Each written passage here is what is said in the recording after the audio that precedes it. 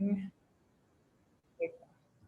right, welcome everyone. This is Laureen Kamalu, serving as chair of the Indigent Defense Commission. Today is Thursday, June 3rd, 2021. And thank you so much all for being here. I don't know that we'll go through introductions, but we have a quorum. And well, do you want people to say their name right now, Joanna? No, don't need to do that. Okay, good.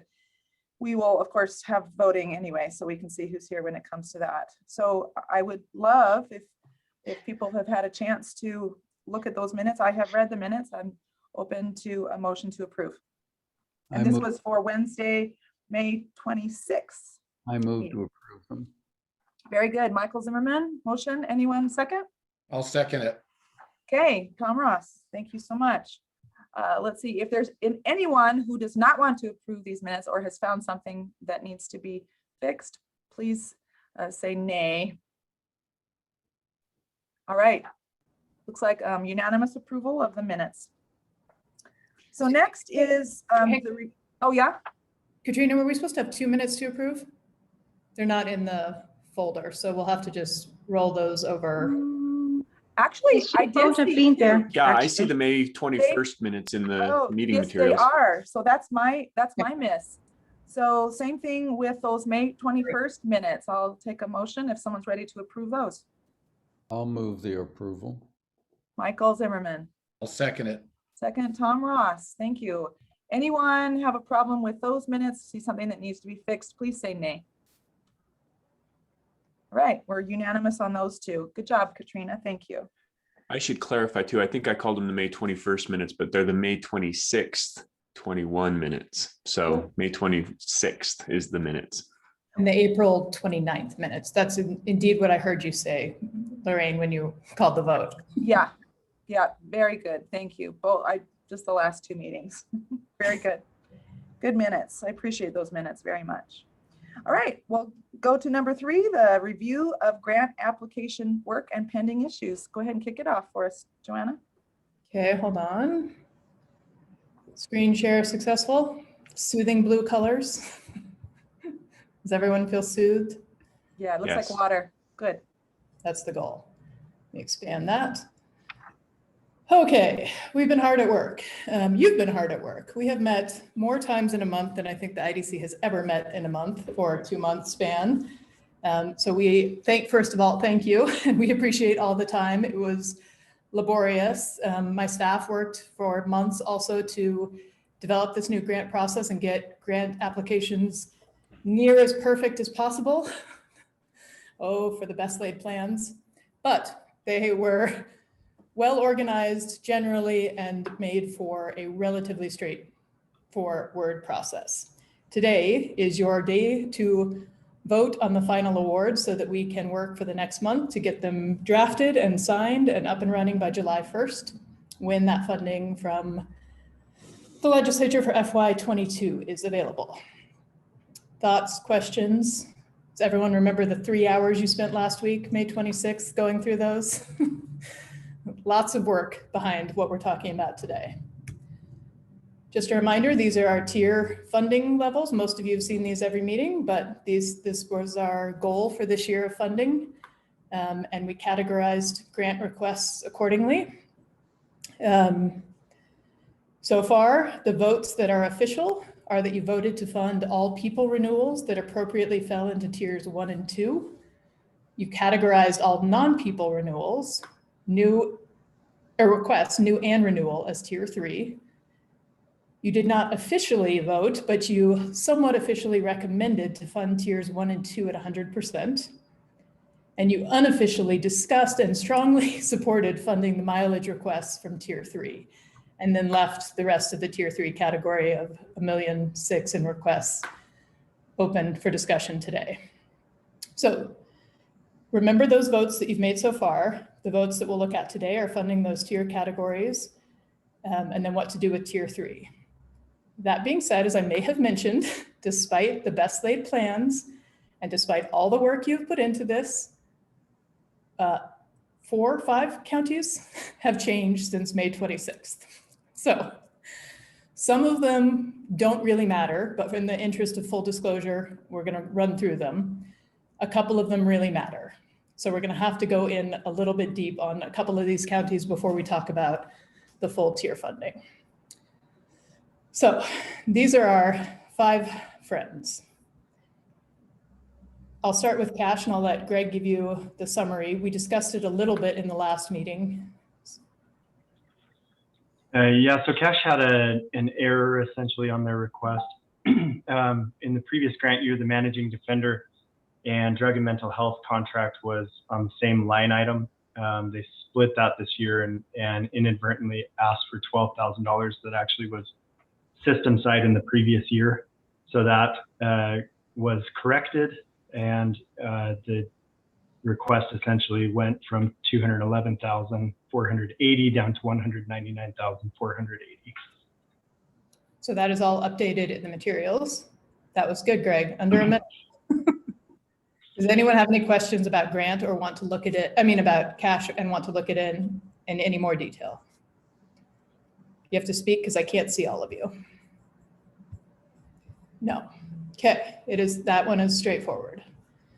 Also straightforward. Also Greg. He will have to unmute though. There you go. So with the grant request, their initial request asked for funding that was previously paid for on their existing contracts.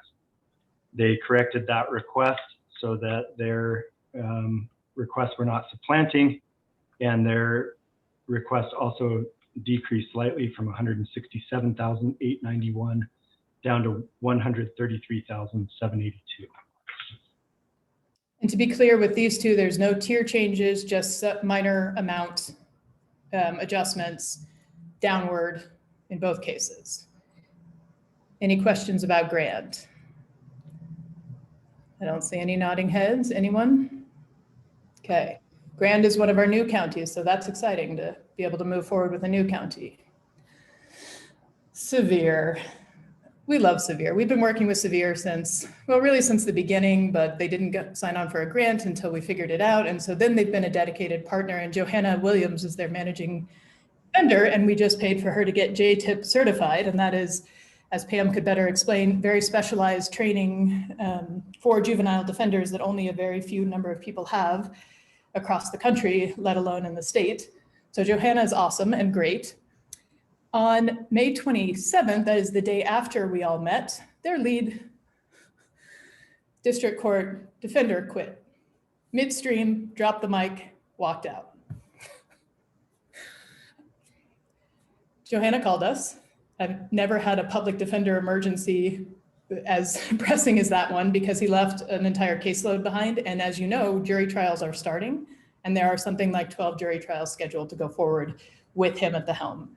So we talked to Johanna at length, and we worked out with Leslie doing the math and me doing the theoretical ideas about how to apportion the same amount of funding differently. And we got it almost perfectly, sharing the caseload better, allowing Johanna to do more management and less direct representation, but allowing her to really specialize in delinquency, which is the area that she loves, and keeping it within the original budget, plus $3,000, which she is going to ask Sevier County to fund.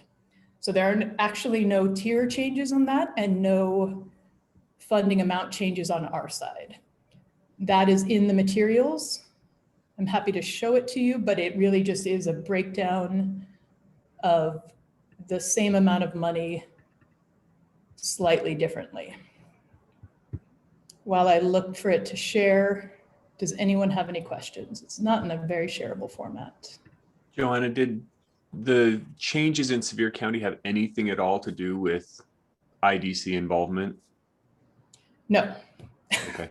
Surprisingly. Just wondering if we were even related tangentially to some concern that prompted the lead defender to leave. No, he has always told us he is looking to retire in the near future, and his caseload has increased, and I think he got tired of it and wanted to go retire and do mostly just family law cases, is what he told Johanna. So that's secondhand hearsay. But it does allow, sometimes things like that are blessing in disguise because it allows us to reorganize things rather than build around an existing contractor, so we can more equitably apportion things and divide caseloads. And so I choose to see it as a beneficial change. And Johanna is one of our managing defenders who's incredibly eager and willing to work with us on all of this. So slight change in amounts, but no change in tier designation or our funding amounts. Anyone, any other questions? Want to move on? Want to look at that in more detail? I would just add to that, Joanna, I appreciate, when things kind of happen in crisis and we have to do things quickly, and it's very fortunate when it appears to even be working out maybe better than where it was to begin with. But with that $3,000 amount issue, it sounds like it's not an issue but if it does become something of an issue, I would even entertain that we look at that as well, because that's what you do, I think, when you're just trying to put things in place quickly. So I appreciate the effort and I'm supportive. Awesome. I think it should be straightforward, but I agree. We'll bring it back if something else happens. The other option is we could cut 400 or 500 from each of the contracts to split the 3,000 across and not have any one person bear the brunt and then deal with it later. So You want some kind of a motion now, Joanna, so you don't have to come back to us? no, Along the lines Tom suggested? Okay. not until we know more. And I don't think on any of these so far that we need any motion, because that nothing has changed from your initial vote of approval, unless you think otherwise. Okay. San Juan County. San Juan County, I wish I had a map to draw up. As you remember, is our southeasternmost county, isolated somewhat entirely from the rest of the state by water, with only a connection really to Grand, but some political differences to Grand and some other certain political issues of its own. We've been trying to work with San Juan County. We did a grant evaluation meeting with them. Their defenders were not incredibly interested in working with us. The county, Tom and I and Lorraine were at UAC, and their county commissioner came up to us and talked to us about wanting to still work with us. And he said that he was either from Davis County or had a connection to Davis and knew how Todd Utzinger worked and do you know him, Mac McDonald? Lorraine? Oh, you're muted. Yeah, this is actually their county manager, who was a former director here at facilities, but he came from the state to here. He's got I think an MPA or something. I mean, he's a pretty well-rounded guy. Now they're county manager the last couple of years. And yeah, that's so good that he talked and had the interest. So we kept talking to them and trying to figure out a solution. And it's not easy when the defenders aren't entirely interested in working with us.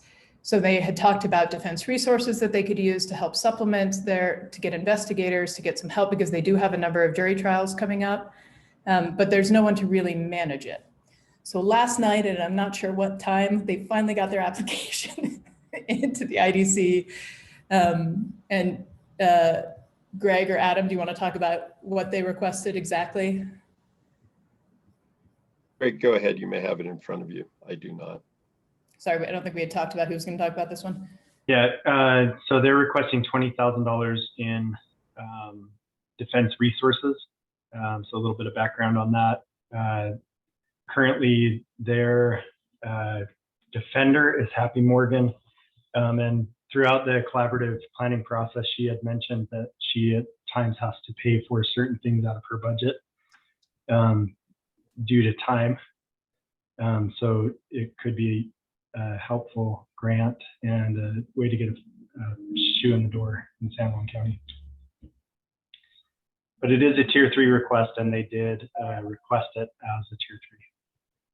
It's tier 3 and it's late. I just put the link to the drive on folder. I do appreciate that Mac really wants to get some space from the county, between the county attorney's office and the defender, right? That's the express goal of this.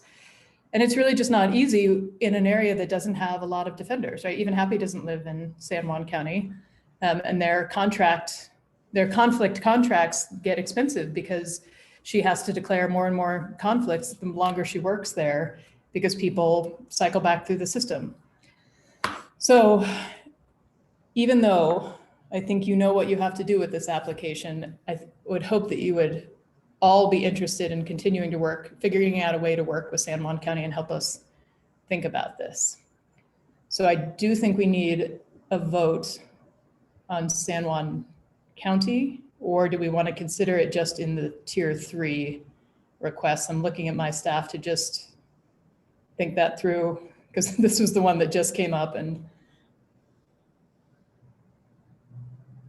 I would say this, if the commissioners are willing to accept an application at this point for this type of request, and then fine, then that would fall into the tier 3 discussion, and defense resources or something you'll have to decide on how you want to handle, right? We already know there's a lot of requested funding with very little available funding. So there's a 2-step process. I think given the situation, it's not unreasonable to accept their request, but it would certainly have to fall to the bottom of the pile, I suppose. I'd make a motion we accept the request because I think San Juan County has all kinds of issues that that joining with us would begin to address. And it's a big step for them to come forward. Okay, there's a motion by Michael Zimmerman to add the request, right, to the list for tier 3. Even though Is there a second to that? I would second Michael's motion. Okay, and that's Wally. Thanks, Wally. Okay, any further discussion to the motion? This Tom, maybe just one question, and maybe just to have some clarity before we do the vote, because I'm not opposed to that, but I guess I'm not opposed as long as I feel like this is the way we're going to do it in each times in the future. So if a request comes in late, but as long as it's before we have voted, if we're saying that we're willing to entertain it, even if it gets kicked out in the discussion for a third tier, for the third tier, I'm probably good. I'm good with that. But I guess my concern would be if it's just a one-off, then assuming that money's just going to always be a challenge every year going forward and trying to find the balance, I just want to be able to say to people that we treat everyone the same. So with those comments, I'm more than happy to vote if people feel similar. Thank you, Tom. I can say I share that same concern in terms of treating people the same as to the process, right? And separate and apart from the merits of the request or the other, factors that go into the consideration, there could be a lot of good reasons why we would want to support a request, even if it came in late. But fairness in process, I think, is critical in order for us to have sort of integrity, and the people can trust that we're doing business in a way that's transparent and reliable. So I don't know where that leaves me on the motion that Michael made, but I certainly share Tom's concern about making sure that we're fair to the applicants on process. So I just, maybe I'll take it back to Joanna. We want, I think institutionally, we want to encourage new participants. I think San Juan County is one we would like to get in the mix. The fact that Happy's working down there gives them some connection with Grand. If we simply said you're late, we can't consider it, we're also considering 3 or 4 other changes that were made late. So I get Tom's point, but do we consider late changes if they filed on time and not requests that are late because they weren't on time? Or do we put it in the hopper and then on the merits, it may fall out because it's tier 3 and we don't have any money left? So which message is better for San Juan County and for the rest of our applicants? As to San Juan County, I was never not clear that they were very late, right? I encouraged them to submit it, saying it was late, not promising anything that you all would do.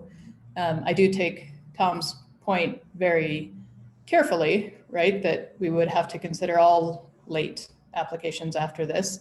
And there, I don't know if we want to have to be bound by that forever and hereafter. I do think there are ways that we can keep working with San Juan County to work with their internal structure without new funding, right? To talk to other managing defenders to see if we can find one who can help them manage San Juan County. So a no right now would not be fatal to them continuing to work with us, I believe. So taking Tom's point, do you think it would be better to simply draw a line in the sand? Your application has to be in on time. If there's amendments before the votes, that's one thing, but to sit back and file late is another. So if that's the case, I'd be inclined to ask Wally to withdraw his second, and I would withdraw the motion.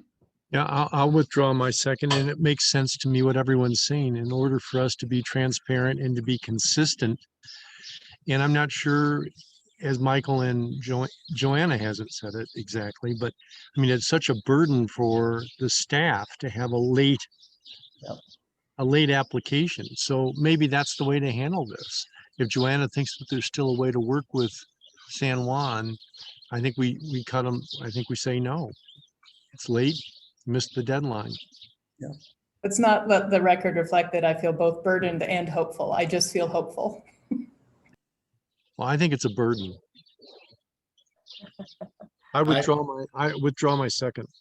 So I'd make a motion, we do not consider it because it was filed late, but that we make every effort to work with them on non-budgetary issues going forward and encourage them to apply in the future.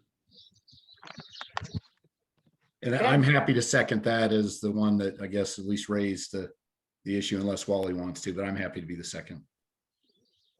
Okay, so a new motion from Michael Zimmerman, a second from Tom Ross.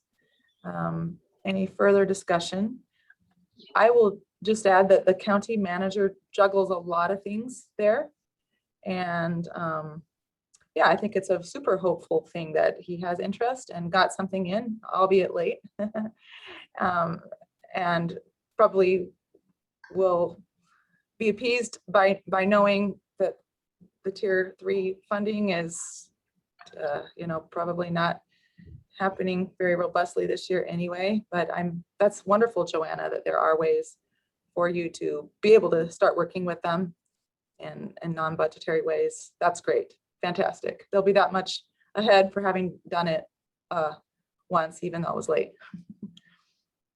So, okay, we have a motion and a second. Any other comment or question on that? Okay, do you want like a roll call vote, Joanna? Or you could just ask for any no's. Okay, that's what I'll do to be fast. Yes. Are there any who would vote nay from commissioners on this motion? Okay. Seeing and hearing none, then it's all unanimous. Thank you, everyone. Good discussion. Good news. That was the easy part. Yeah. Moving forward. Okay. I am going to turn this over to Adam, but Adam, I am ready with that sheet of 4 and then the latter one once you are ready. Okay. So I will give you some of the background and the problems we found on Duchesne. They did get their application in on time. And as we pulled together the information and reviewed it, it came to the work group for consideration. And they discussed it in detail and made some recommendations on what to fund, which was consistent with our tier 2 approach. They decided in their application that they did not want to create a regional system with UNN Daggett. They wanted to have their own system created and built, and they did ask for a managing defender, for funding for managing defender, and for an admin support. So the work group made recommendations with regard to them, and then that went forward. And as we were pulling together our final documents and doing our final review to get ready for this, we recognized that what Duchesne County had submitted was a request for funding that was clearly supplanting their county funding and trying to replace it with IDC funds. That obviously is a violation of what our requirements are for a grant. They had that in place last year, and they nevertheless went forward and made it very clear that they were supplanting funding with the notice that they wanted to reduce their budget. The items they were asking for were not the problem. It was the fact that they were not only wanting to reduce their budget and have said that, but they were taking their money and replacing it with ours. We've since heard from them, and they have submitted alternative budgets, more than one. And those are not in front of you right now, because as we've told them, the application they submitted is the one that we have to go with because it's the official one, right? It's officially what they submitted by the deadline. There are no, typos or minor modifications that were present. They are pretty substantial changes. Adam, I'm very substantial. Yeah. I slightly disagree. I'm in front of them. I'm sorry, what? It is now in front of them. Okay, so let me add something before we go into too much detail on this. Both our staff and some of the commissioners have worked with them, hours with them, repeatedly over the last few months. And Commissioner Kamalu and Rich Morrow and I went out to Duchesne County, really enjoyed the trip, had a great discussion with their full commission and their staff, and offered ideas for a regional approach, but more importantly, offered them the opportunity to call and contact us at any time about their ideas, about their needs, and to ask for support in figuring out how they could build their system, possibly as a regional system. I've talked to them for hours, and Commissioner Kamalu and I had another meeting with their full commission and their administrative staff. Again, offered ideas, put a suggestion in front of them for a regional system, and asked them to get back to us with their thoughts if we could help anything more.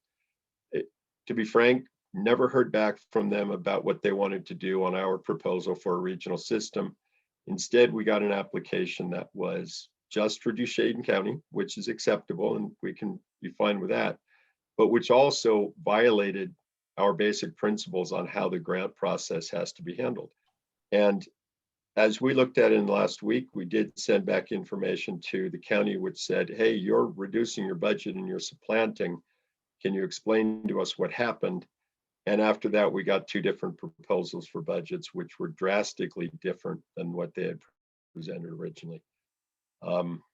That's the summary. And in fact, Joanne, I'll go back to this, but I just want to say you have, first of all, what's in front of you is the application they received, or we received from them.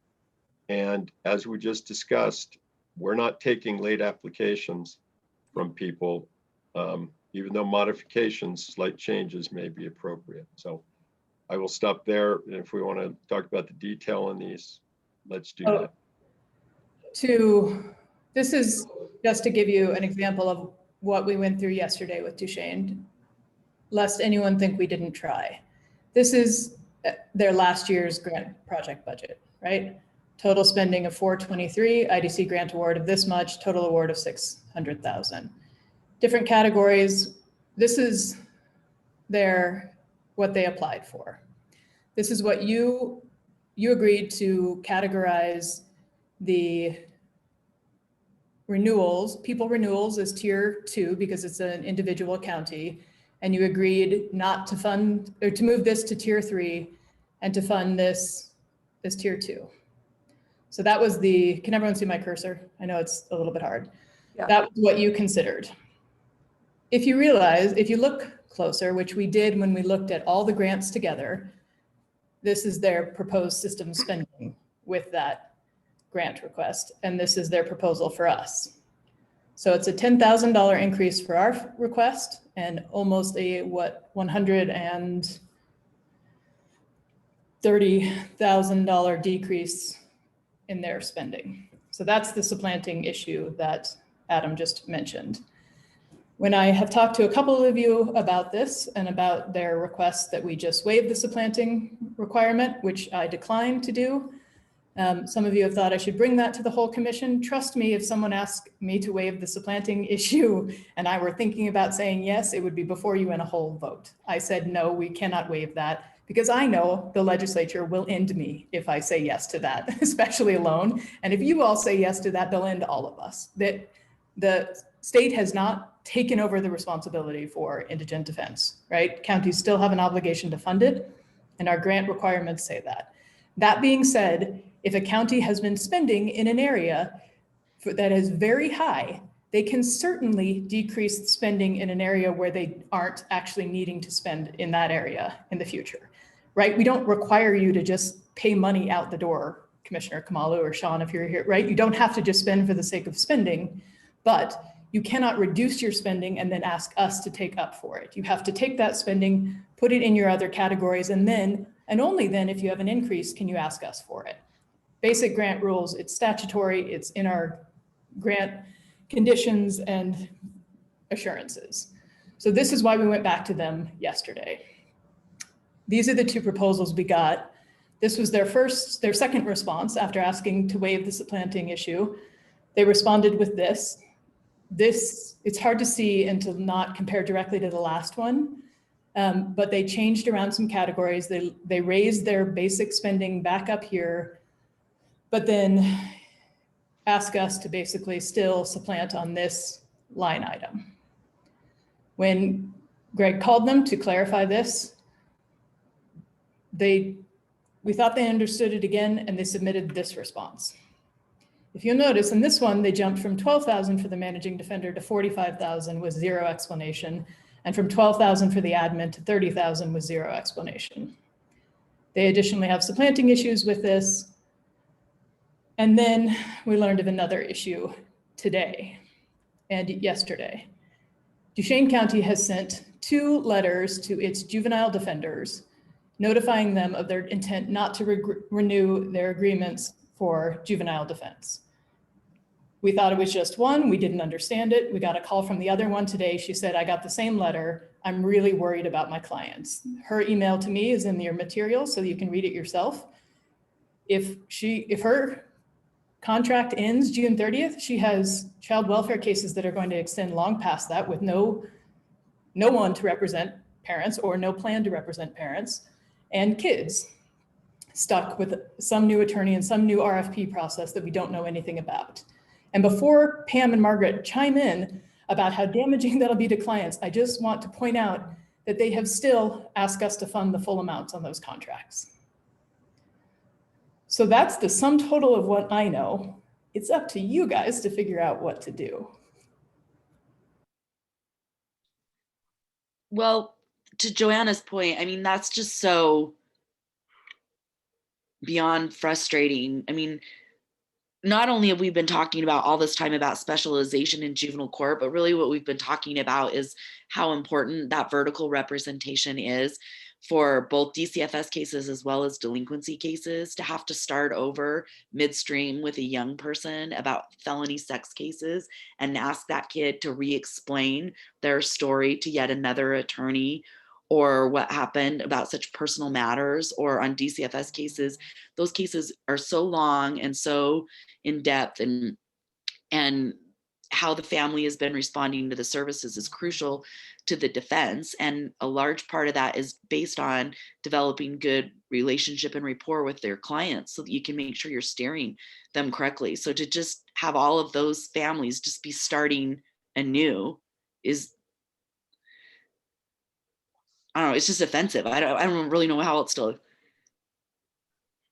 Well, Yeah, I do a lot of human services work, and it's trauma, right? It's trauma and re-traumatizing over and over, which is a huge thing when you come to adverse childhood experiences. Yeah, it's huge. Michael, we could use some guidance from you, because there's going to be universal agreement that this is horrible and that it shouldn't be allowed to happen. But I don't know what remedy we have, and we certainly aren't going to allow, or I don't know. It doesn't seem like it's a good idea to allow Duchesne to get away with asking us to supplant the funding. That's a no-go. But the idea of just cutting them off and then all of the clients, all of the juveniles left out in the cold, I don't know how to fix this. Well, we can't mandate, we can't draw up their budget, right? We can't basically say, here's what we'll give you on these conditions, which would be to dictate how they put together their defense budget. On the other hand, when they want to get money from us for contracts that they are voiding so they can put them out for some cheaper method in a way that is going to harm clients and violate the attorney's obligations to the clients, I don't see how we can stand still for that. So, Joanna, can I just ask a clarifying question?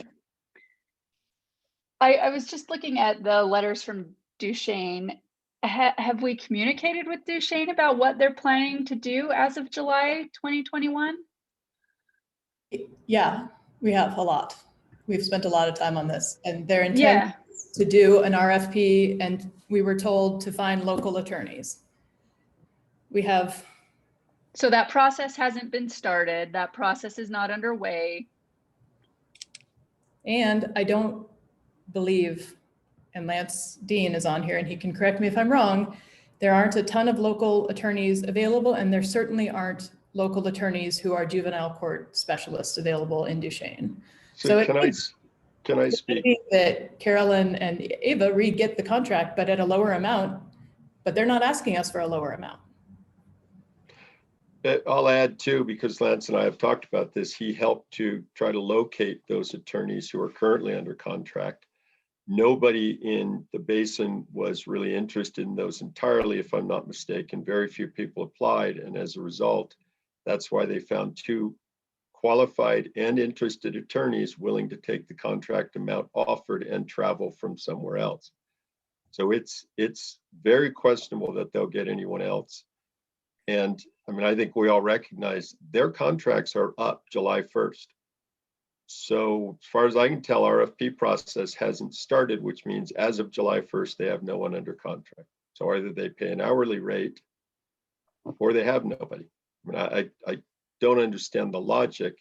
I do understand the effect. May I have to jump off to go to my other hearing in a moment, but may I make an inquiry whether our commission has the capacity, the authority to render a finding that some effect of something that we are observing is going to result potentially in inadequate representation of clients, or is that something we don't have the authority to do? I'm gonna guess that one's for me, Mary. Let me just or Michael, or anyone who has an opinion. You have statutory powers. They are not sweeping. You can certainly make rules. You can certainly deny grants. You can certainly encourage and aid in it in the provision of indigent defense services. We can make whatever finding we want, but I don't know that it has a binding effect on anyone. As far as our grant program, you definitely can do this. This is not revoking, this would be denying it, but it's a really inadequate system to deny a system, or a system to deny a system funding and leave indigent defendants out in the wind. So my other question is, what do we take to the legislature about this? Right? Like, well, and the other problem is that it puts attorneys and courts in an extraordinary ethical bind, because as to juvenile matters, as to some of them, the court has very harsh time limits imposed by a federal consent decree. And in other cases, there are speedy trial implications. There are implications for lawyers withdrawing as counsel for represented parties. And there are due process implications for courts granting those motions.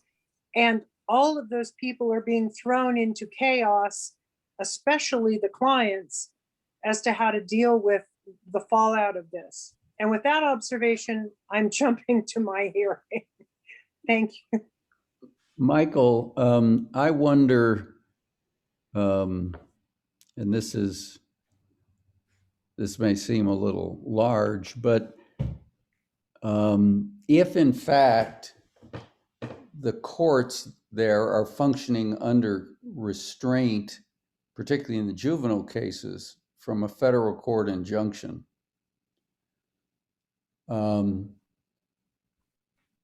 if we, I mean, I don't know how I know the courts tend to be modest in what they want to do when it comes to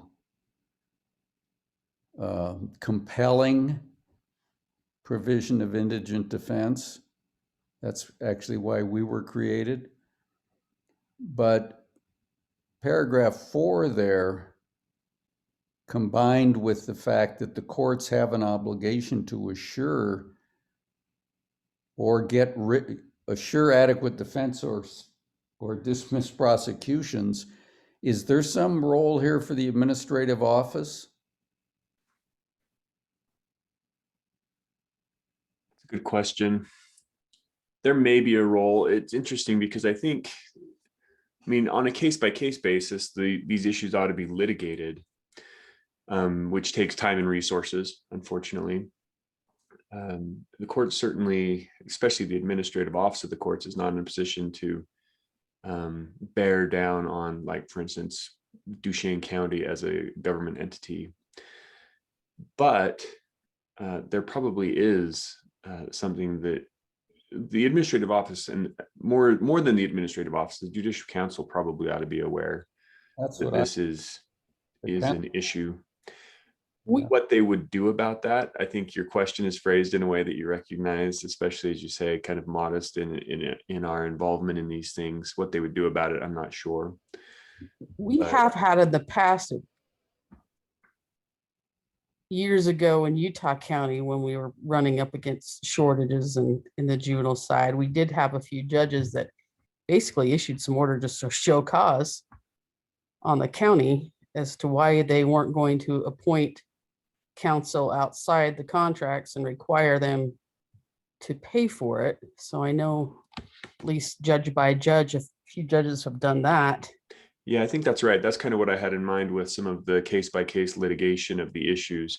And while on paper it looks really concerning, it will be what happens in actuality as it relates to people's representation that is going to be where the rubber meets the road on the kind of the judicial inquiry into those case issues. So I don't know.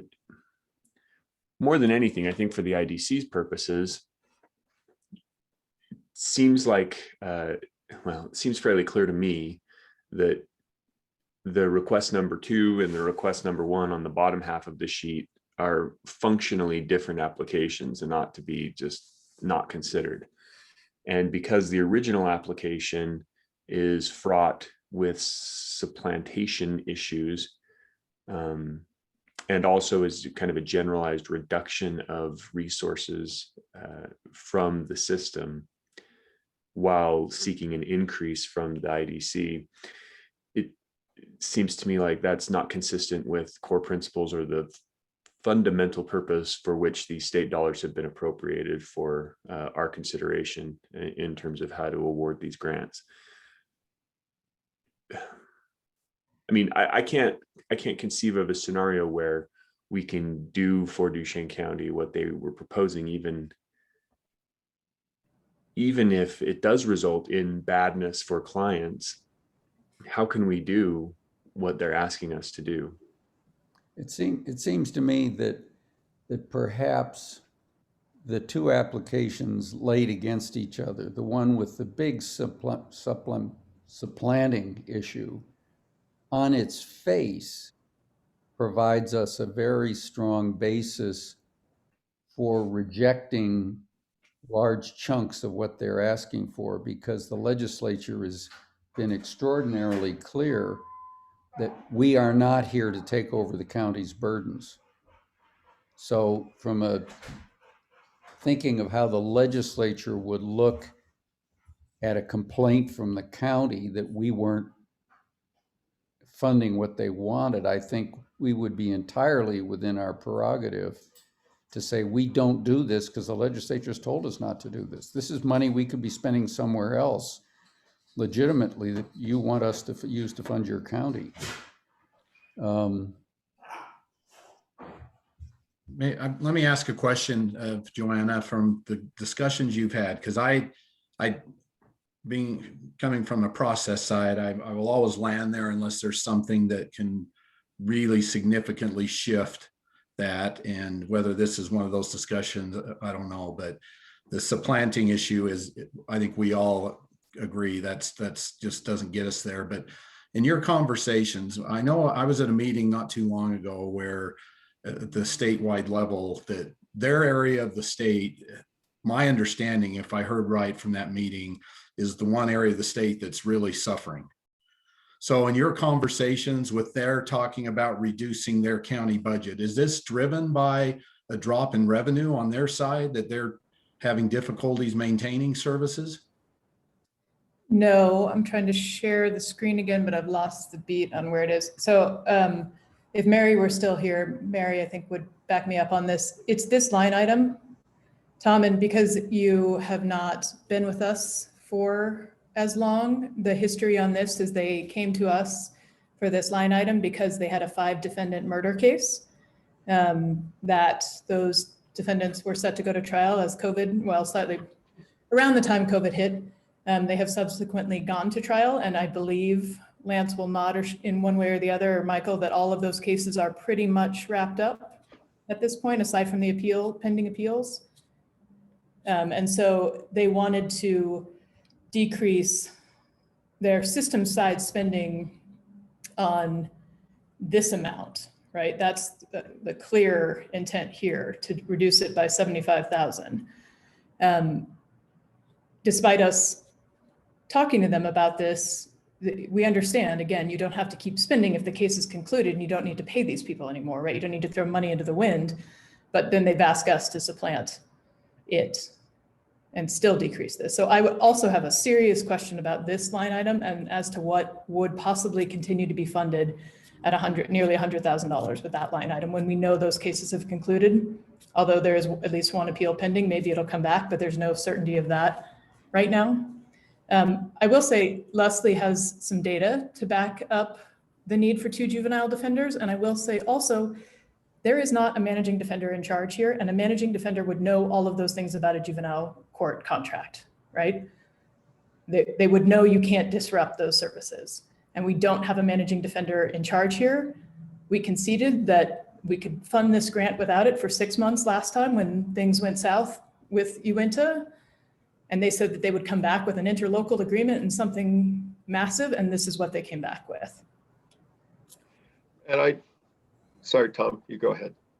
Oh, that's helpful because, like I said, outside of there being some economic hardship, and they're looking to reduce budgets all over the place, and then it's a matter of, what's the right balance for our indigent defense money. I mean, certainly up to the funding that was paid last year is its own argument, and then any increase on top of that, minus the supplanting. I get that. I just don't know how we get around that issue. I was mainly asking for that, to have a better understanding, and also recognizing that there's, at least in my limited dealings, there's some hard pressures there that it's possible, just based on what we saw with the victim advocate side, that they could just, if they think it's a poor enough support to say, we're just not doing this with you guys anymore. But I'm not even saying that that isn't still the right thing to do for us. I just, that helps me at least to know if they're raising money issues. Sorry, I was just gonna ask the chair if she'd be okay if I made a motion and then an explanation or a discussion on the motion. Just 1 second. I think that there is some data. Leslie, can you share the data that's pertinent?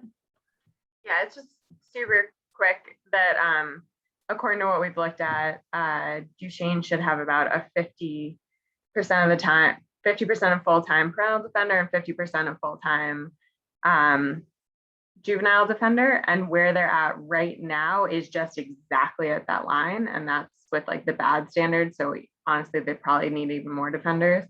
And so if they reduce that, that would be getting back up into caseloads that are too high to provide effective representation. Well, and it's impossible not to have 2 contracts at a minimum. And even with just one juvenile court. I mean, probably, I think The parents alone. 75% of our DCFS cases require at least 2 attorneys. And I think 30-40% require 3 or more. And that's just on the child welfare side. I'm going to make an artful comment, and I apologize if it is that, but it seems to me that there's a game of chicken going on, and I don't know how else to phrase it. But everything that's been reported and I've listened to, read the last few months, that's just the conclusion I come to, for what it's worth. And Adam, were you trying to make a comment also? I don't know how useful it is, but I'll say it anyway. I understand Tom's point about Duchesne County's budget. I've worked with them for years. I'm well aware of a lot of the funding and revenue issues they struggle with. But I would also add that's one of the reasons to work closely with a partner who's offering you money and suggest some options for how you could work together to address the partner's needs and expectations in your own budget requests. And that's not what we got from them. Unfortunately, I hate that fact, but it is what I see. So is it fair, Adam, to say there's a significant resistance to working with Uintah County, even if that's economical and would do a better administrative job? But I heard that. I thought there was a willingness to move forward some and work with them, but since then I've seen no indication that they are more willing to work with Uintah County. So I think the bottom line answer is yes. Apparently nothing's changed since last year when they were strongly against it.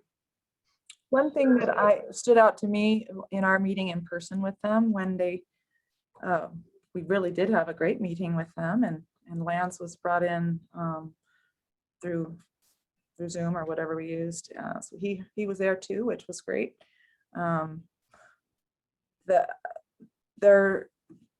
There's at least one commissioner who has some background in economic development, who has just always wished that they were receiving money for a professional who would live right there in Duchesne County because of the economic benefits of bringing those people in. And that commissioner would say that it's hard for them to have those kinds of people move in. And when they come in, there's a ripple effect that's super beneficial in numerous ways. And so it seems to me that the direction they've gone is really has that in as part of their reasoning. So, and there was one other comment too from Lance. There was one local attorney who had applied for the juvenile contracts, but he was on probation with the Utah Bar and was not selected. So it was helpful to know. So it looks like Ryan, if everyone's been able to weigh in, who's had thoughts to share. Anyone else who's been waiting? Then Ryan, maybe you can go ahead and say whatever you wanted to. Well, I'm a little torn. I think a lot of this is on short notice because we spend a fair amount of time in a small group going over these and we didn't have this information, and I'd hate to just say no funding at this point without getting a very clear picture of what their plan is. It seems like they hurried and did a revised budget on very short notice. If I understood right, wasn't that just yesterday they gave us the new budget once you identified the supplementation issue? And I'm very concerned about the juvenile contracts. And so my motion would be to table and until we could figure that out, and that means another meeting for us to vote yes or no on their application in the near future. But if they want to, maybe I'm getting soft, Joanna, but if they want to fix it and not supplant and show us that they're doing it, I'd like the funding to be there for those defendants. And so that would be my motion. On a side note, looking at our statute in 404 sub E, it does give us the ability to oversee individuals and entities involved in providing indigent defense services. In the meantime, if we're concerned about those 2 juvenile offenders, we could certainly fund them for a period of time until the new contracts are in place that the county enters into. I'll just tell you, an RFP process usually takes more than a month, unless you're really good at it. And so I'm really concerned about a gap, but we do have the statutory right if we want to appropriate the money to that. It's not on our agenda, so I think we'd have to probably do that in the same meeting where we'd look at the motion to table and to either vote up or down, but that would be my motion. Okay, so motion to table for now. And to have clarification from them and then look at it again as a commission. Did I get that, Ryan, kind of? Yes, and I don't know what to tell staff as far as getting into clarification. It seems like we've gone back and forth. I think the question to them is, and maybe several of us commissioners just need to be on that call, so it's not staff in the middle, and just say why, because I was on one of the calls with them and I kind of felt for what they were saying, but this supplantation, I mean, I've been the money hawk from the beginning. The whole purpose of this is to expand, not to pay for what you were already doing, and also that the counties would start to catch up on the expansion so we could share the money someday, hopefully with other counties to get and cities to get everybody up. So I'm not sure what to tell staff on how we go back to them, but I don't want to just vote no and not give them a chance to explain to the commission, whether it's those who went down there and visited, whether it's the other group that talked to them, what we're missing.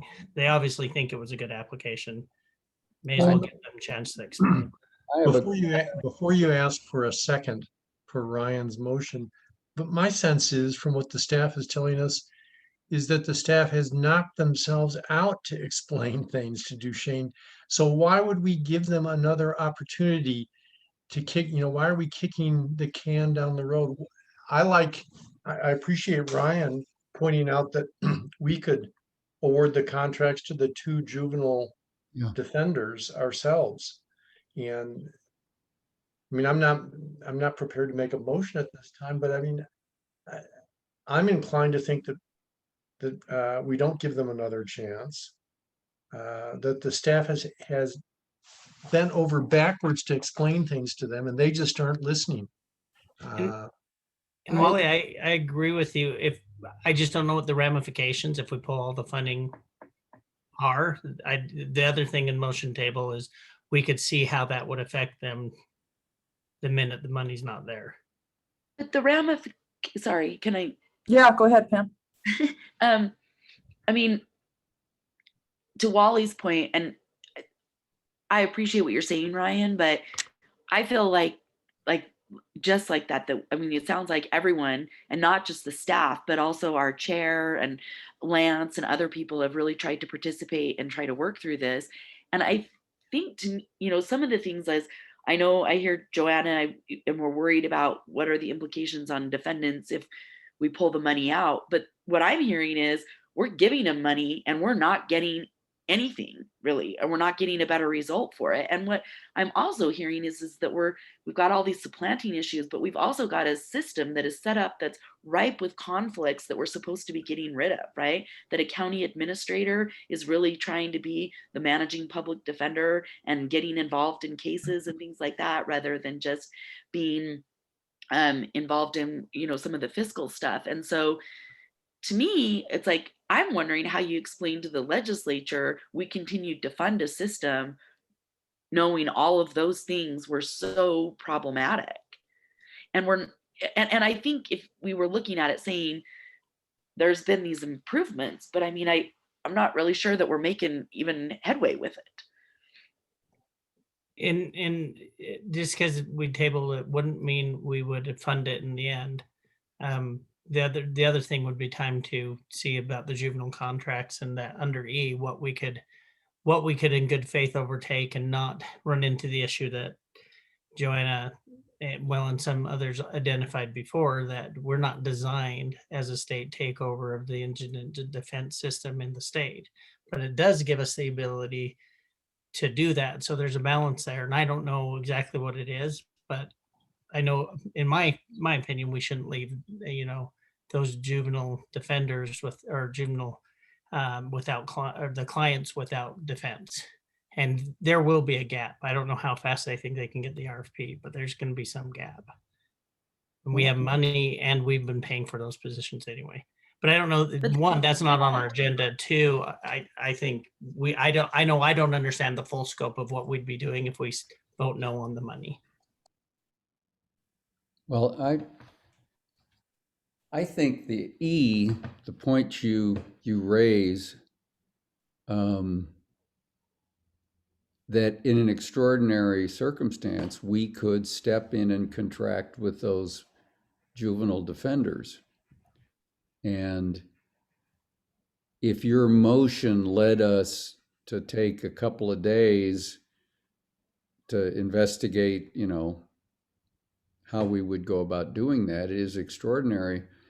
But it's the one thing that they're doing that has an immediate threat of discontinuing representation and then creating duplicate efforts. So basically, they're talking about getting rid of People's Defense Counsel and starting over from scratch while the cases are still alive. And it might be severe, but if this is any kind of game of chicken, maybe we step up. What if there is some middle ground here? Because I can appreciate if it is a game of chicken, I think there needs to be an action on our end that tests this, and pushes it a little bit. If they felt like they won last time, we somewhat agreed, went along with them. They were supposed to do things after they received the funding that never happened. I don't remember all the funding that was back on the screen, but what would be the problem with funding the areas that we don't have supplanting and we don't have the issue with the juvenile defense, funding what we can and telling them, saying, we can't do the supplanting. No matter what you're telling us, we just can't do it.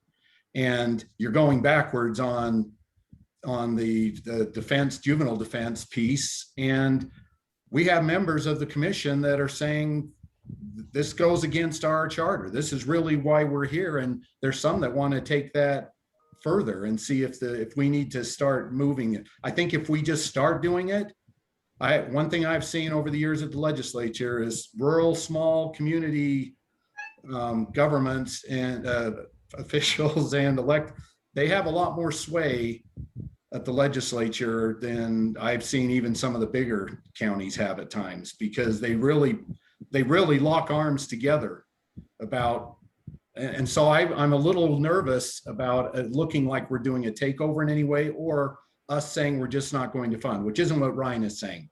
But if we fund what we can, say that's approved, even if we still have some concerns, and say we can't fund these other areas because of these issues, and we respond back to them, and I think it's a safer bet. But well, maybe Tom's got a good point about the rural.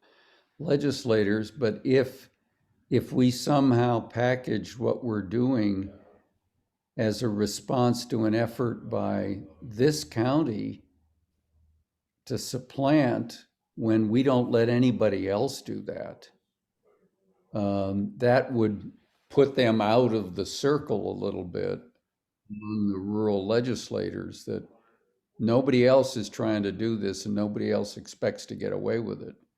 Yeah, and I think the supplanting issue we went on. I think we have to hold on. But I'm talking about any areas of the grant request that we're not challenging, that we fund, and have that be part of the motion. So they see an effort on our part that we're not shutting them off. We're trying to work with you. We just can't statutorily do this. Or it just goes against the charter of what we're set up to do. That would be my suggestion. Sounds like a substitute motion. I'm happy to make it as a motion. Unless Joanna in the discussions, there's something I'm missing there that we should throw out, I would be happy to make that motion. You know, Michael Drexel's had his hand up for about a half an hour, and that was really helpful. No, not at all, not at all. I've been enjoying the comments that you all have been making, and it's been helping me refine my thinking. It does seem to me, though, like what Tom suggests and what Michael says he's probably willing to support, and Ryan recognizing as a substitute motion possibly, is, you know, we spent a lot of time talking about the managing defender before all this other stuff came up that we're talking about now with supplanting and line items that are in red. We talked about a managing defender and what role that person would play, and having an administrative assistant. We categorized those as tier 2 requests, and I think we were willing to fund those. When you look at, if you put that chart back up, Joanna, or whoever is sharing the document, I'm looking at it here, but I know the rest of you can't see it. Specifically, ignoring the adult criminal hourly conflict counsel line item, because that's fraught with those specialized circumstances for the case, those homicide cases that were pending. But when you look at the juvenile contract, I'm looking on the right-hand side there, yeah, the one in green. They didn't propose in their original application to make any change to that. Now they've subsequently gone and said, you know, we're going to terminate those contracts and seek an RFP. But just reading this application on its face, which is what was timely, and that does not create any supplantation issue. That's a renewal. We could say we could fund that if, you know, if you roll back away from this terminating of contracts and moving towards an RFP. We could also take the 2 lines in red below there, and if you see that the IDC grant award amounts in the middle column is 25,000 and 10,000. That's the 35,000 for the juvenile court contract 2.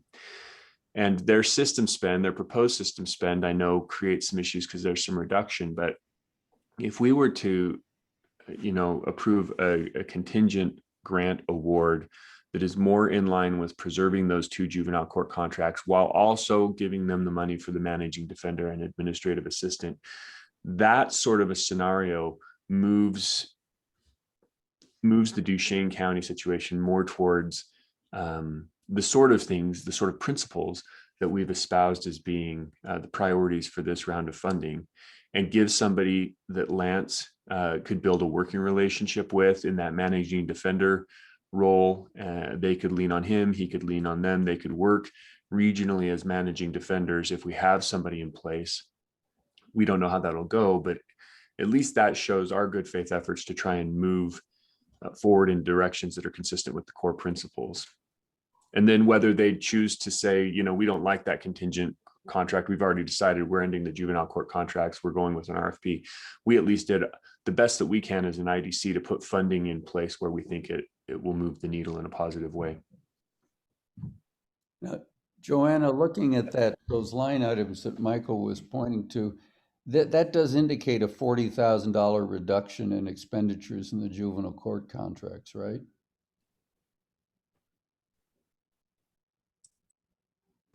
Which, I don't know which one you're talking about because they've changed them around. Well, looking at the 2 lines, the 2 juvenile, and then the non, there were 3.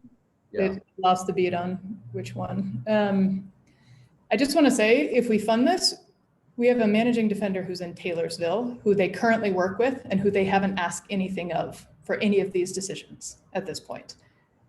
I just want to put that out there, that the funding you're talking about proposing would be maintaining the current system. And I'll add Possibly. Oh, go ahead, Ryan. I was just saying, my issue with funding is more basic, and maybe it's because of my view of money in my day job is money's fungible. Once it comes in, we can say it's for this, that, or the other thing, and we can do our best audit to make sure, but we're still allowing them to then use other money other places that is offset by the money we give them. And so if we're not happy with their total application, my issue with funding parts of it and say we're not going to fund the other parts of it is I would look at it as a win for me if I was them. I would look at it, okay, I'm still getting more than I would otherwise. I'm going to keep doing things the way I'm doing it, not really playing games, but doing the things the way I'm doing it. And let's see if I can get money next year, because they're not in compliance. They're not making progress toward compliance. In fact, they're moving to the other direction. But I didn't want to just tell them no. I wanted to give them a chance to, one more chance to get in compliance. And maybe that's lofty thinking on my part. And just one more comment on that. I don't know how we would oversee their contract, right? We are 200, however many 100 miles away, and we don't have a managing defender there to communicate with, right? And we have had a near complete communication confusion with them under the existing model. I don't mean to say that one way or another, if you approve it and you tell us what to do, we'll do it. But we have spent an enormous amount of time working with this county and trying to get it better. So what's their option if we don't fund? What happens? I guess that's what I probably need to know is, let's say there's a breakdown. Let's say we go that route and we don't have any different, they start to dig in. So they would have, this money would be a little more flexible, right? Because they don't have this obligation going forward. They already have this much dedicated to those two juvenile contracts. I'm looking back at their FY21, right? Their existing structure. These are all the things they are already funding. So this would be what they would not get from us.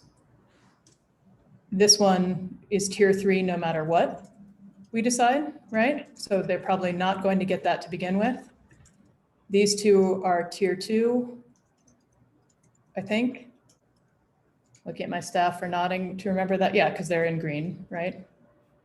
I forgot the color coding.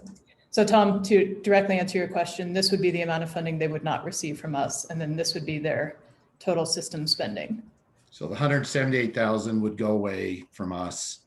They would be trying to carry a program forward with the 423. Right, with a flexible amount here to reallocate.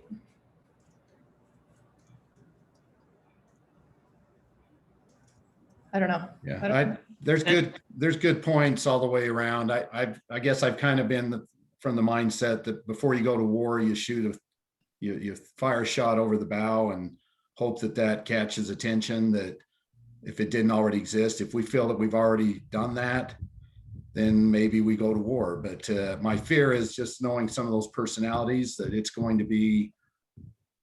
could be a war if we're pulling $178,000 at the end of the day. That's one thought on tabling it. I wanted to better understand that. And to the point we can, I want to understand who it affects client-wise.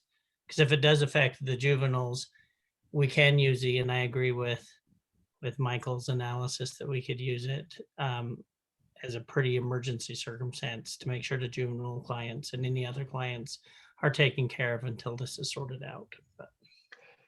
May I add something, please, Jared? It goes to Tom's comment. And I think all of us on staff would hate to lose them as a participant. And I'm very sensitive to the political issues that come from this. We went through it with the county last year. And I don't want to just boot them out entirely. I don't want you to just boot them out entirely.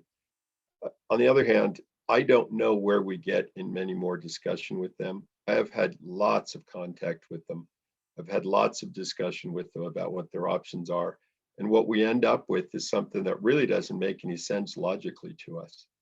So while I think it's reasonable to continue the funding they had last year, recognizing they can't supplant, there are still other questions that go to this that we would have to be able to explain to people, right? The simple one about, hey, we're going to change over contracts with attorneys now who are already working on these. That's a problem. And simply giving them money for it doesn't meet our obligations. I just don't understand a lot of this. And I don't know how we get them to a better place than we have even in the last week. So I don't know that helps at all, but I do recognize the political issue. On the other hand, in this instance, there's some real clear problems that we would be able to explain and that there's no easy solution for. So Adam, are you supporting Ryan's proposal that at least we put this aside for a day and then maybe we muster a super majority of the commission in an online call with the county commissioners down there? I don't think Adam can answer that question, sorry. And you had your hand up, Joanna, go ahead. Pam has had it up longer than I have. Oh, sorry, Pam. Oh, no. I guess I was going to ask along Tom and Ryan's points about, not wanting to start a war before we know we want to fight the war. But what about just reaching out to Senator Weiler and Representative Ferry about some legislative feedback about the situation that we're in? I think that's what a lot of what we're talking about, right? Is we certainly don't want to get crossways with the legislature, either by upsetting Duchesne, but also by not being true to the grant system and using money in ways that we're not supposed to be using it and other types of things. So is that maybe just some of the additional information that would be helpful to us in making a decision? That makes a lot of sense to me. I think ideally too, at bare minimum, we make sure we staff very carefully the discussions that have unfolded and kind of how this has advanced with Senator Weiler and Representative Ferry, and maybe even have Senator Weiler reach out to Senator Winterton. And he's from Duchesne County and he was on their county commission for a lot of years, and explain some of the concerns from our perspective, not because we necessarily want Senator Winterton to lean on Duchesne County in any way, shape, or form, but rather just to help him have some insights so that if Duchesne County approaches him, he'll kind of already be aware of some of the issues. Anyway, political strategizing, which probably isn't any of our core competencies. Takes a much higher degrees than we carry to understand that. I'm not opposed to that. I think anything that helps, if not resolve, at least be able to show to all other partners in the state, because there's always the rumor mill that, the takeover struggles, the battles that come up. And like I said, we're dealing with this a little bit with them already on the victim advocate side. And so I think they're not afraid to go that way if they really think they're not being heard. And the only other thing that I would show is we have a lot of background history on Duchesne, but if any other county came forward and said, we want to change how we do our contracts, would we tell them what they could or couldn't, or would we let them? I just want to make sure that we're considering this could be another county next year. Sorry, I don't mean to interrupt you, Tom, but Sevier did exactly that. You can't read this, but this is the chicken scratch that was reorganizing Sevier's contracts when they had that issue arise on May 27th. They called us and they said, help us figure this out. We got Leslie on the phone talking about how to portion their data, share the caseloads evenly between their defenders, create specialization, comply with all those core principles. And she took it and is going to her commission to ask to approve that. Right? It was the diametric response. The way it absolutely should be, but if the county just went and started doing it on their own, would that violate agreements we have, or would they be able to do that? So we give them the money and then they make a change. I guess that's my question. No, and we've never done that. We've always, once the awards are signed, they get signed with budget proposals. Am I still sharing? No, but Greg's budget proposals have those line category items and the project deliverables. So they can ask for amendments later on, right? They can certainly come back and say, whatever happened, we need to amend this, but not without IDC approval. They can't change categories. Okay. That helps me on that's my ignorance on that side. So no, it's not ignorance. We've done it that way because we've learned that we need to, right? That we need to be very specific about the categories, and we can't fund beer and fried chicken. We just can't. And literally, I'm looking at one of our counties, that request came in, right? So make sure those line items are real clear. I would be fine if going back to Ryan, if it sounds like that maybe this where everyone's settling is, let's put it to the side for a minute and let's try to have that conversation, whether it's with Senator Weiler and Representative Ferry or others, Winterton. I would be supportive of that. Anything that we can do to maybe have a better situation when we actually come to vote. It's worth doing the work. Not that you haven't been. But I'm willing to withdraw my motion if that's where everyone seems to be landing. I'm fine with withdrawing my motion. Okay. So let's see. Do we need a new motion then? Yes. We either need a second or mine fails for lack of a second. Okay, that's true. We still have yours, Would which you- is the tabling. would you- I'm happy to second it. Okay. So motion by Ryan, second by Tom. And we've discussed quite a bit in between those. Anyone else have just one last thing to add, or should we take a vote? My question is on Ryan's motion. What do we do now? What's the next step here, Ryan? I would say there's a few things that have been discussed. I like all of them. If staff feels there's no more discussion on budget and to understand more what Duchesne wants to do, and it sounds like we're that way, then the main things would be to go what Michael and Tom were talking about, but also to look at what has to be addressed so the clients don't suffer with those juvenile contracts. I'm the last one to say that the state should step in and use that Section E, but I don't want the clients to suffer. And I don't know that I have a good understanding what will happen. Those letters we just got yesterday, Joanna, if I understand right. Yeah, yesterday and today. And today, and I don't even know if we understand exactly what the county's doing, or if they've articulated it well enough that we know their plan. I know RFPs do not work quickly. So anyway, we could figure that out. We can go the route Michael and Tom were and have a little bit more time to understand exactly what that's doing. I'm not saying that I'll vote down or up on it later, but I just feel like there was so much new information since the small meeting that I'd rather get it right than do it today. I want to clarify something I said quickly. I'm sorry. I don't believe that there's no purpose to further discussion.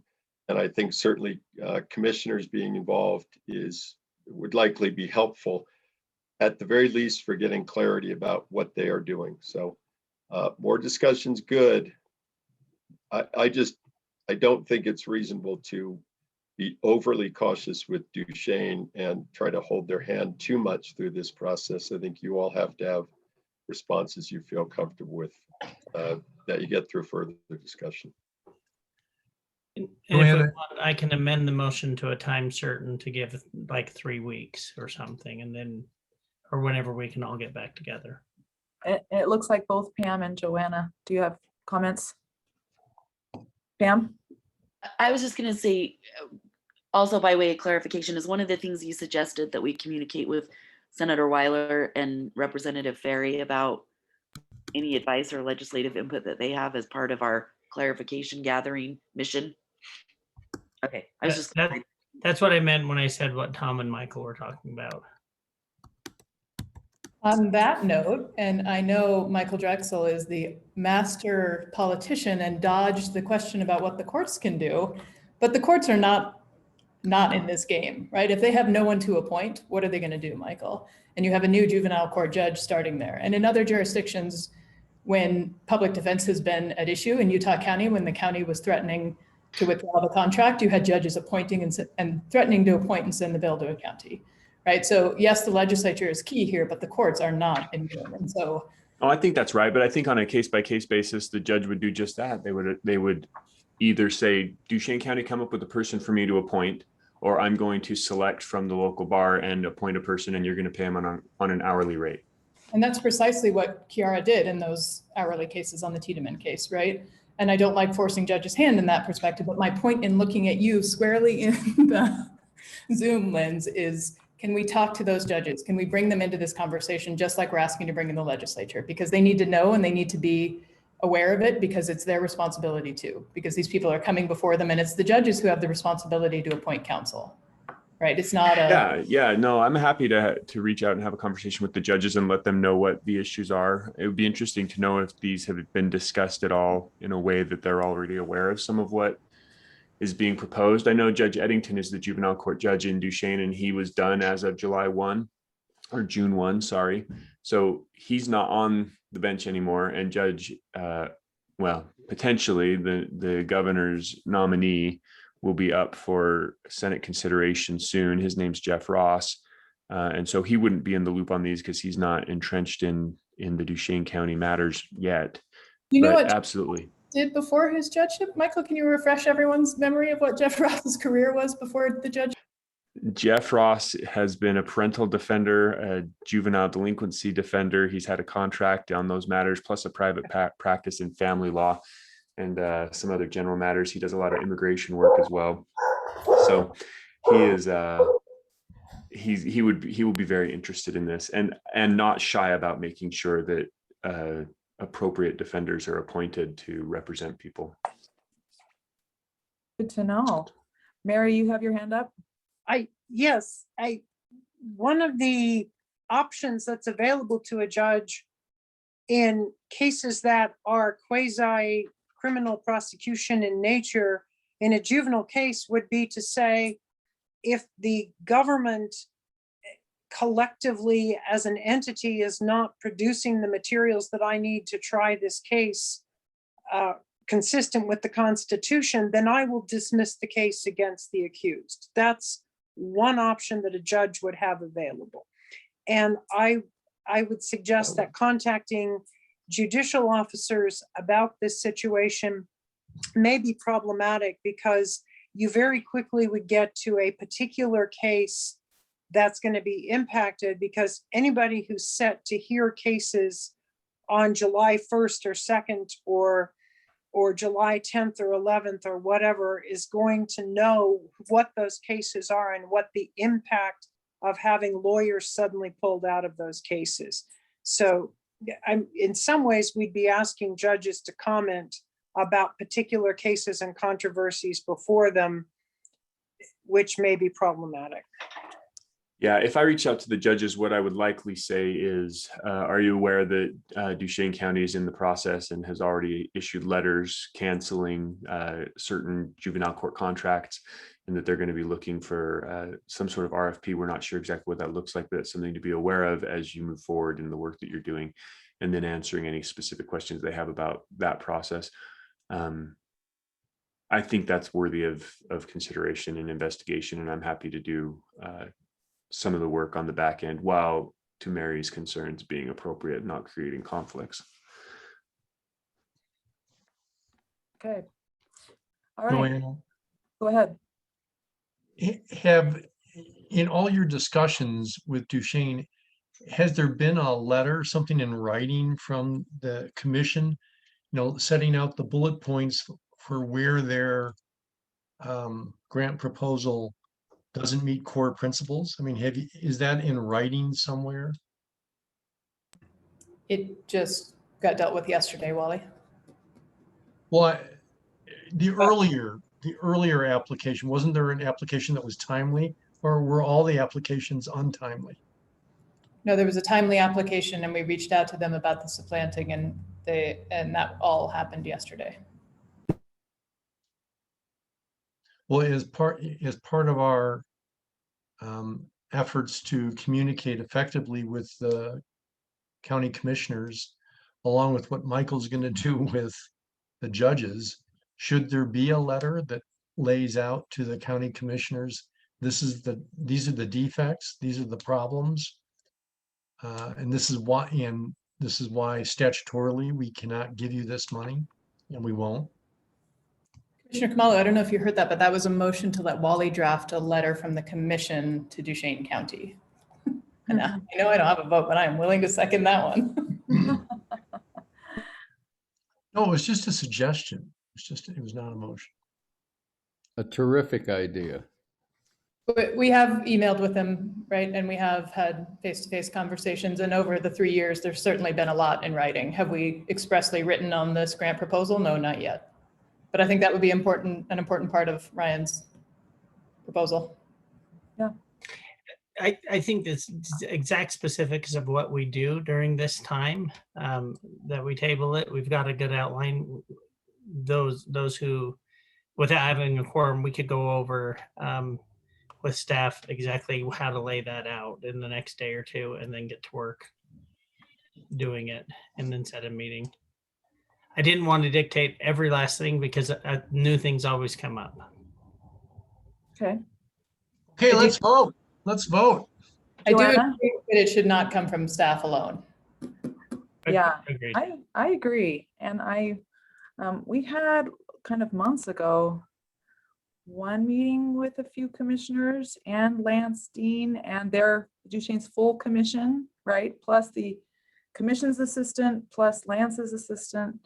And that was months ago.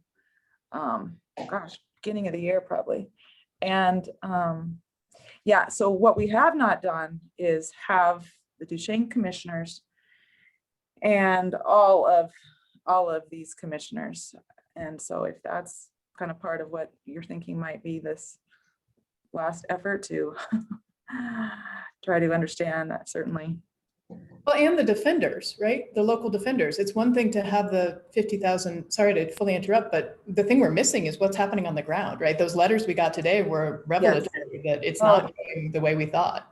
Great. Yeah. And invite them, the people who are pertinent to where we're at right now. Yeah.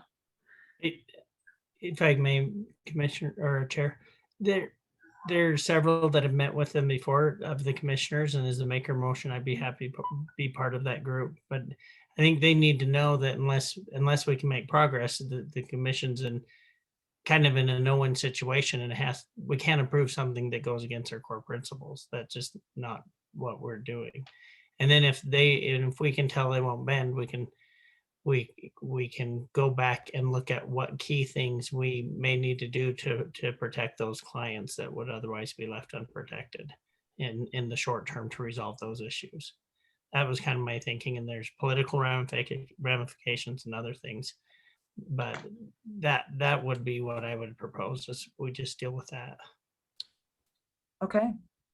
So yeah, that's the motion, and I believe we had a second. We just clarified the motion quite a bit. But who was the second on that? Tom. Tom, that's what I thought. Yeah, I will just say, because I believe it, that I do think it will be very helpful for as many commissioners, including those 2 legislators that are part of this commission. They're voting members, right? It adds a whole bunch of weight to the hard work that the staff has done to have as much of the body of commissioners in whatever that Zoom meeting is. Yes, staff I've just been amazed at what they've done. It's been a ton of work for a long, long time. So, okay, very good. Well, then let us go ahead and vote. I think it might be good to do a roll call vote. So I'm just gonna go through the scrolling here that's on my screen. I have a setup if you want, Lorraine. Oh, yeah, go ahead. And it just if you want me to. Yes, please. Yes, please. Ryan Luce. You got to say it because I'm looking down. Sorry. Yes, sorry, I was on mute. Yes. Tom. Yes. Margaret Lindsay. Yes. I have this DRX written here, Drex, Michael Drexel. Is that me? Yeah, I'm a yes. Mr. Bugden, Yes. Zimmerman, Michael. Was that a yes? Did someone see that? Yes. Sorry. I was Shriver? keeping the dogs from voting. Yes, seconded by dogs. Heather Shriver, Yes. Mary? Is Mary Yes. Pam, last but not least. Yes. Did I miss anyone? Yes, you missed me. Oh my God. And of course, coming back to Commissioner Kamala. I was going to say I because I'm used to saying the I. There you go. What I was saying was, did I miss anyone before I got to Commissioner? Oh, there you go. Okay, so that's unanimous. Okay, that was the hard part. Yeah. Refinding my way on my two screens is the next hardest part. I do believe we can be out of here by 4. Potentially optimistic, potentially not. I am going to share in the chat the voting sheet. You can just scroll down past San Juan and Duchesne. Those were just some proposals. Ignore those and go to the blue. So it says I move to approve with 100% funding. So this is not telling you what to vote, but it's just so you have your finger on that button. Lest you think I had prepared this without Duchesne, I also have a version with Duchesne. So we're just focusing on this version of, so these are the current tier 1, 2, and 3 requests without Duchesne and with everyone categorized based on the votes that you have made over the course of the 3 meetings. So if you remember back in the votes, there was a tentative recommendation to fund these at 100%.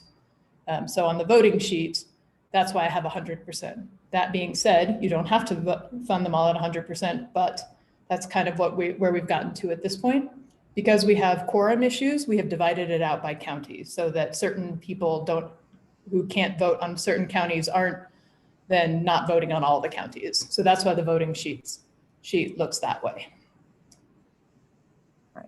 Oh, very good. Yeah, great job. So, which is more helpful to view on the screen, this numeric number or the voting sheet? I have both up. Here, I know what I can do. I can put them both up. Just bear with me. Whoops, don't look away, look away. We're not there. Nope, can't do it.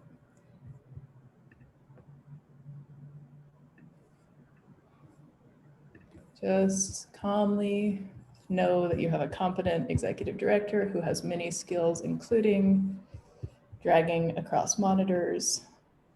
There. Can you see both Yeah. of the buttons? we can see them. Good job. Right. So should someone want to make a motion, I would say we start with blue and then move to the different colors. Yeah. Is there anything else you want to see to decide whether and how to make these motions? Because I can pull up all the applications, all the breakdowns. They're all in your materials. I can send you a link to them. Anyone, just tell me what you need at this point to go forward. Just to clarify, Joanna, tier 1 items before tier 2 items wouldn't result in any sort of diminishment of the funding that's available for those tier 2 would have been designated as tier 2 type requests. And so taking them one order, we could just as easily do the tier 2 before the tier 1 if we funded both of them at 100% as is being proposed, and there'd be sufficient funding to cover all of those, right? I'm asking the math whiz to unmute and tell you what the total of 4,568,252.65 plus 669,730 is, because I still believe it is under 5.6. Yeah, we will have, sorry, I gotta pull it up again. If we fully approve both tier 1 and tier 2 requests, including in theory Duchesne, as in holding back that money, we will still have $253,000 left over for whatever we want to do for tier 3. So yes. And that's Tier 2 is completely if safe. you include the tier 2 requests that are Duchesne's that we're holding, that still is the amount that would be left, even if Duchesne were in the mix there. This Okay. is kind of what would be left for Duchesne. This is how it would change for Duchesne if we end up funding it. But yeah, either way, we have sufficient funding. Tier 3 is Perfect.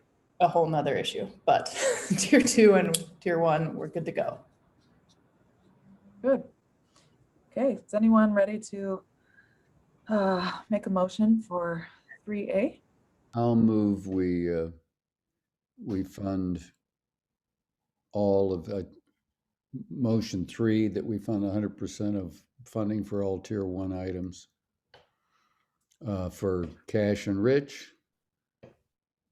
That's one. Second, Okay, motion and a second. Is there anyone who needs to abstain from this one? This No. one is specific to Cash and Rich, yes? Correct, that is correct, yes. And Joanna was shaking her head, no, there's not a conflict of interest in the group. Okay, wonderful. So let's go ahead and, though, Joanna, do you want a roll call or are you good? Okay, we don't have to. So we'll go ahead, and if there is anyone who is opposed to the motion and the second, please say nay. Okay, unanimous. And can I confirm, do we still have a quorum at this point with the people that have dropped off? Mary's back, and I don't know if Rich. 8, 9, 10. Yeah, we're clear. Okay, sounds good. Thanks. As That's long great. as everyone can vote. Yeah. We have an issue with- I'll make the same motion with respect to Davis. second, Okay, and the second was that you, Mary? yes. Very good. All right. Any commissioner opposed to the motion in the second for 100% funding for tier 1 items to Davis? May I ask a question? Yes. Do any of our commissioners believe they have a conflict? Oh my goodness, I do. So I will abstain, but we still have the quorum, I think. Yes, I am abstaining for sure. Thank you. So apart from me, anyone opposed?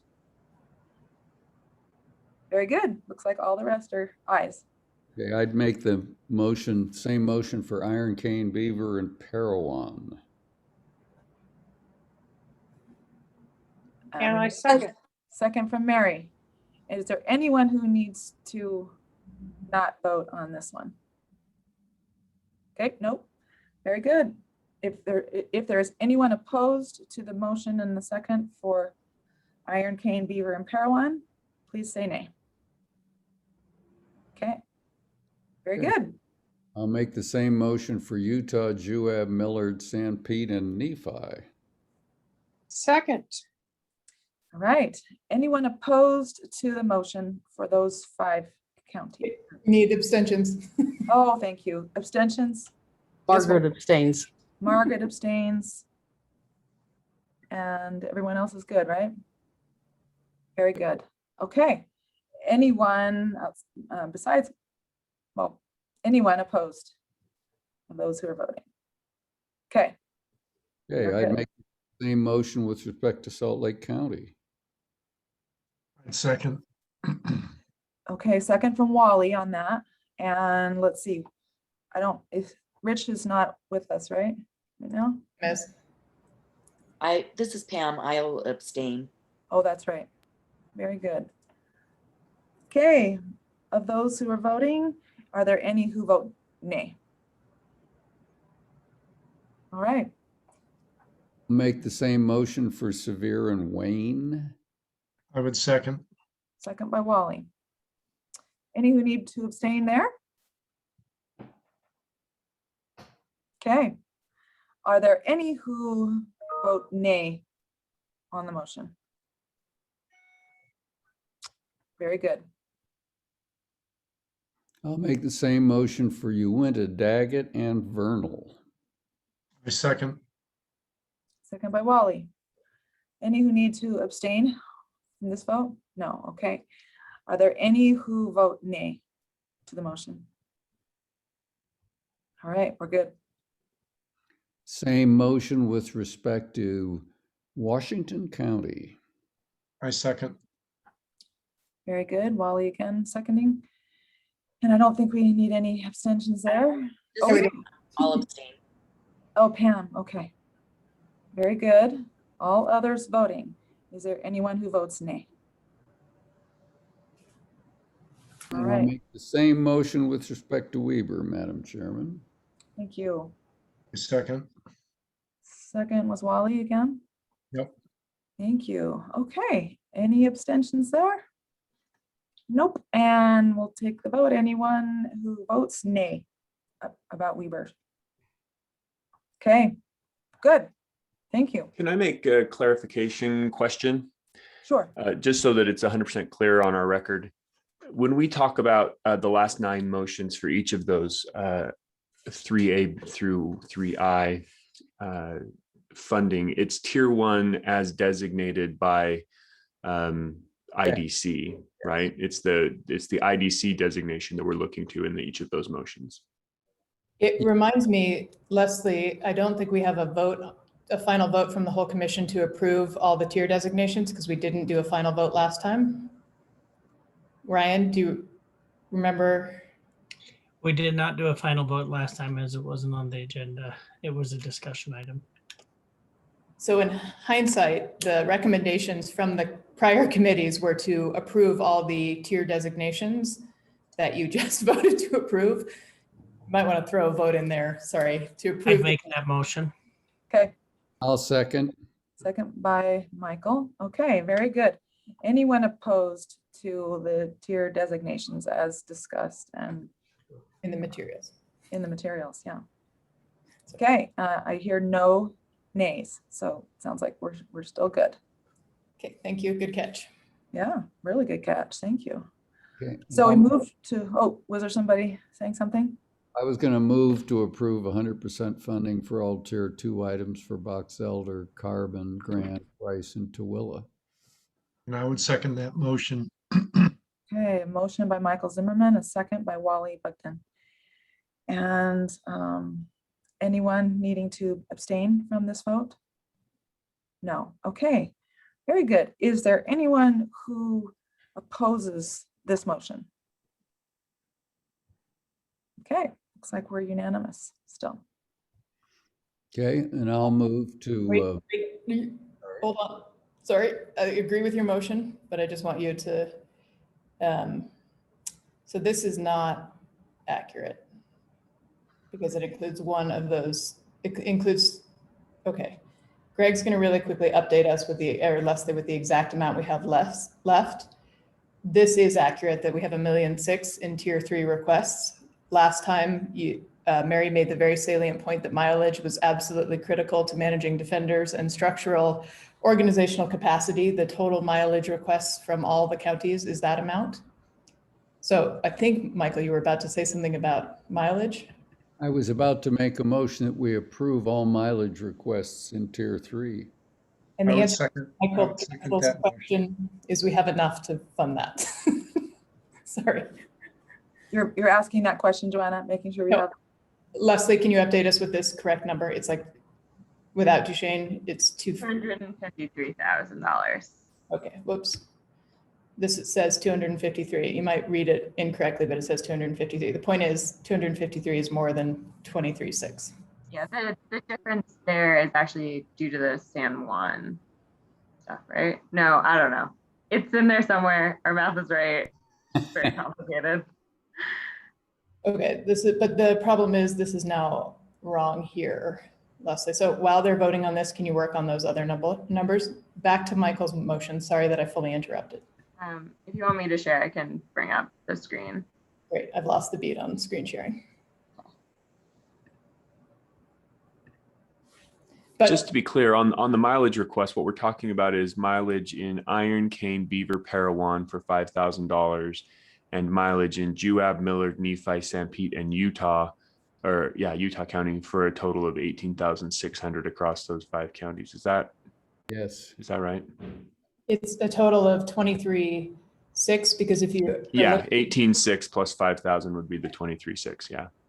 Yes, and just in case anyone's wondering how Michael figured that out, it's in the document that I did, that is in the materials that I just shared with you. Okay, and I think I'm sorry, yes. Pam, was your question in the chat for this? Can Margaret and I vote on this, the mileage? Oh, no, that was a while ago when I thought we were doing them all as one lump. Oh, It's very good. irrelevant, sorry. Sorry, I missed that then. Okay, very good. Do we need to So- bifurcate the motion on this though? Because the 18,600 in the Juab Miller, Nephi, Sanpete, Utah may implicate Margaret, and that's renewal mileage. And the other is brand new request, the 5,000. We still have a quorum without Margaret. I'll just abstain then. Okay, sounds good. Oh, good. Okay. So let's see, there is a motion, right? Michael? Yes. Was there a second? I think I tried to second it. Okay, Wally's second. Thank you. Okay, Joanna and Mark. wouldn't let me talk.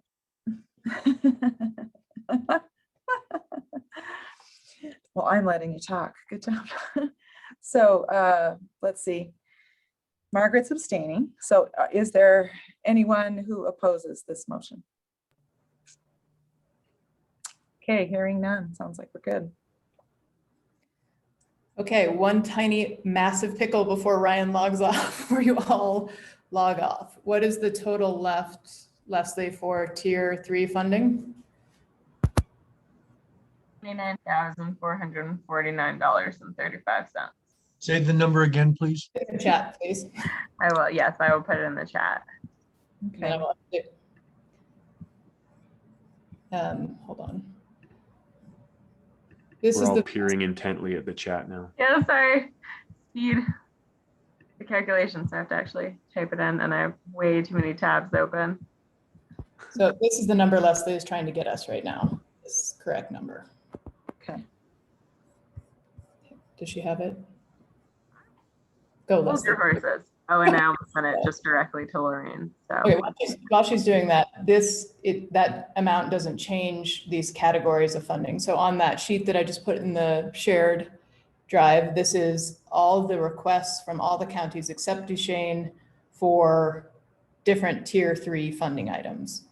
Yes. So even as Leslie comes up with that number, I think we're pretty clear we don't have enough to fund tier 3. the number on your PowerPoint is actually correct. So. Great.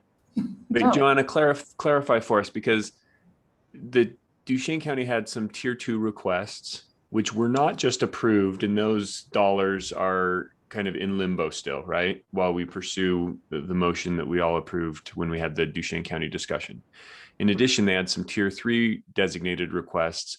Are you saying that the Duchesne County tier 3 requests are not included in what we see in the values on the screen right now? That is expressly what I am saying. Okay, so everything about Duchesne County's request is still just kind of being held out there as an open question while we pursue that.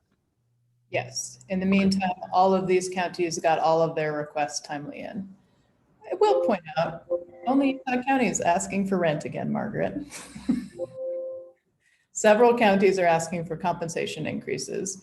There may be a couple of these 2 categories that you might easily not fund right now.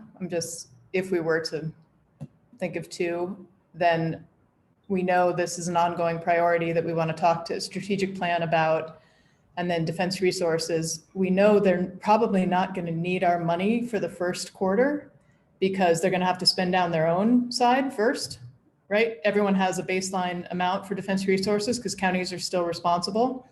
So by the time they spend that down, even if there are 8 million jury trials, we may theoretically have non-lapsing money to award again in January. So I would point that out about defense resources. And then I think these are critical. I've asked for 850,000 for the ARPA funding for this. I have no dream that we're necessarily going to get that, but I've asked for it. I know at least Davis said they were going to take their request back to the county.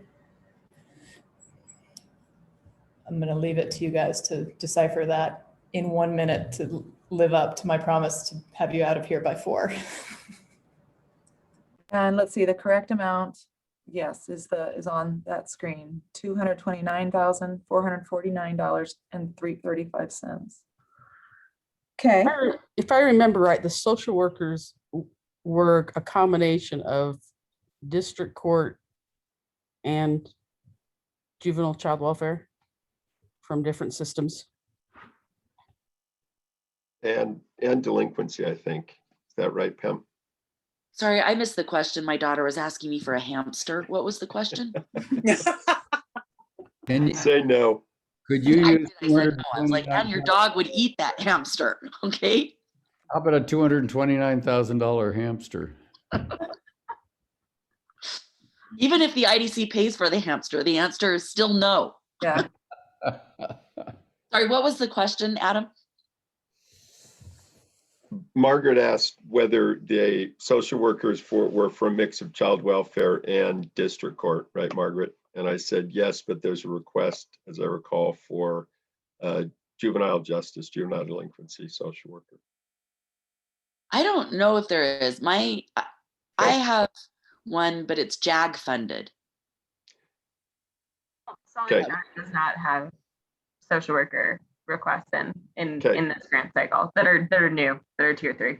All right. So Margaret, I apologize. I'm misinformed.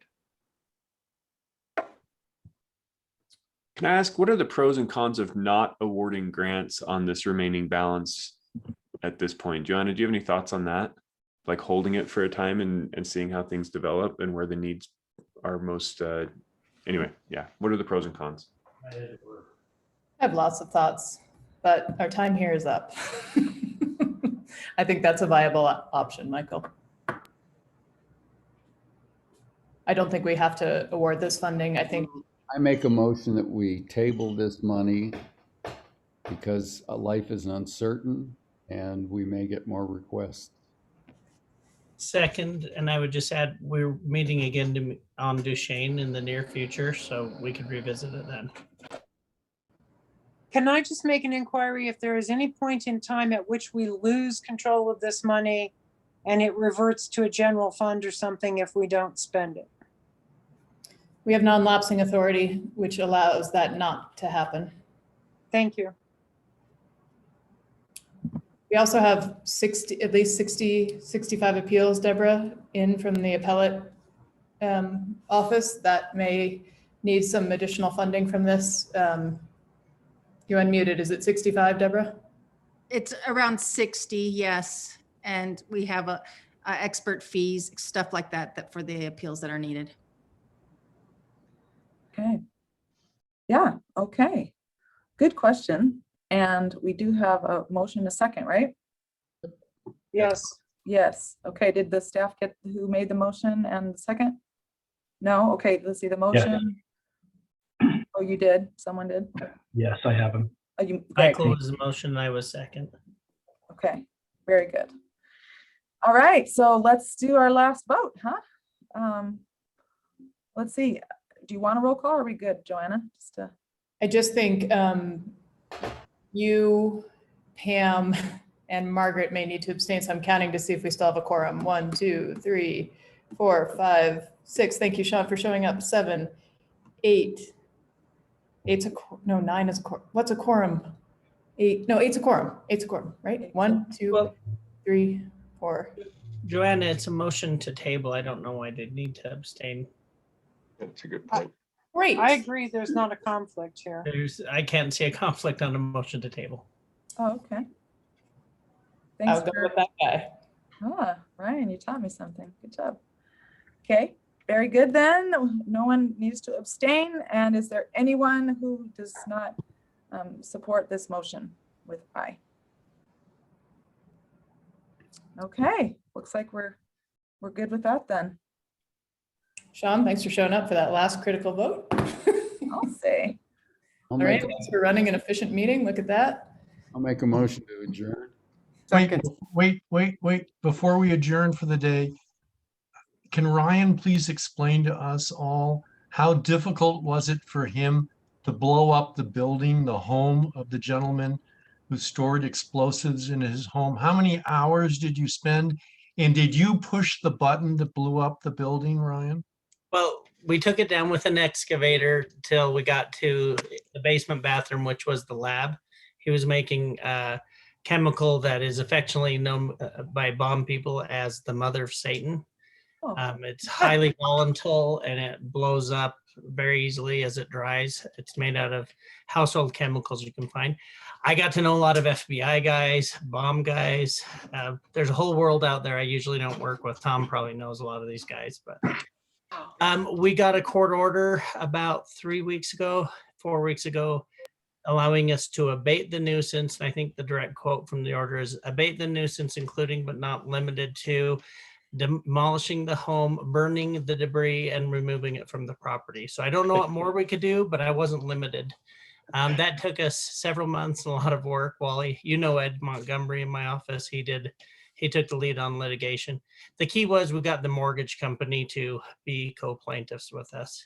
Once the judge saw that, I think it went pretty easy, but it took a while.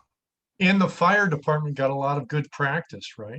They were so happy. They got to burn something down for once. And I knew that's what was really behind this. The fire department needed some practice. I knew what was going on here.